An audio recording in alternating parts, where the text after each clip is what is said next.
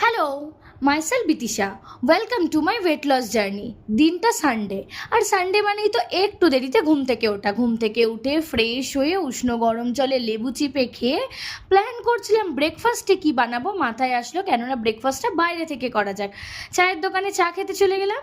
তারপরে ঘুগনি পাউরুটি দিয়ে সকালবেলা জমিয়ে ব্রেকফাস্টটা সেরে নিলাম।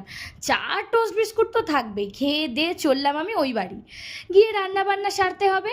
ঠাকুমা এখানে জোগাড় জান্তি করে দিল, আর এই কি সব কিছুর মধ্যে আমার বাপিও কাছ থেকে চলে আসলো। কুকুর বেড়াল খাওয়াতে আমার বাপি বড্ড ভালোবাসে। আমি বসিয়ে দিলাম রান্না দুপুরের জন্য, আর এক পিস মাংসও তুলে রেখেছিলাম আমি আমার আর ভাইয়ের জন্য।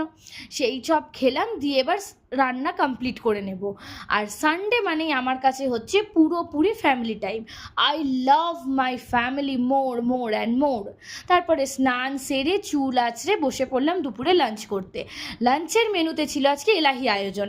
মায়ের এক কথা, সারা সপ্তাহ অফিস করা হয়েছে, উল্টোপাল্টা খাওয়া হয়েছে, রবিবার দিনটা জমিয়ে খেতে হবে।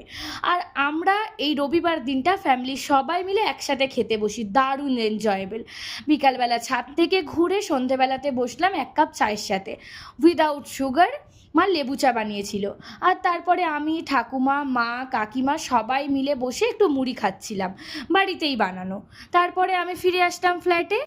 সানডে ওভার হতে যায়, আবার কালকে অফিস।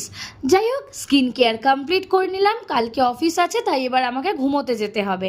দেখা হবে পরের ভিডিওতে। টাটা।